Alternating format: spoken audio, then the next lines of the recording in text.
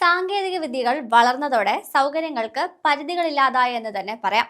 Driver ഇല്ലാതെ ഓടുന്ന കാറും ഡെലിവറി ഡ്രോണുകളിലും തുടങ്ങി AI വരെ എത്തി നിൽക്കുന്ന ടെക്നോളജി മനുഷ്യജീവിതം അത്രയധികം എളുപ്പമാക്കുന്നുണ്ട്. ഇപ്പോഴിതാ വ്യക്തി ശുചിത്വം പാലിക്കാൻ കഴിയാത്ത മനുഷ്യർക്ക് സഹായവുമായി എത്തിയിരിക്കുകയാണ് ജപ്പാൻ. ഭാവിയിൽ ഒരുപക്ഷെ എല്ലാ വീടുകളിലും ഇടം നേടിയേക്കാവുന്ന ഒന്നാണ് കഴിഞ്ഞ വർഷം അവസാനത്തോടെ ജപ്പാൻ പുറത്തിറക്കിയത്. മറ്റൊന്നുമല്ല, ശരീരം കഴുകി ഉണക്കി തരുന്നൊരു മെഷീനാണ് സംഗതി.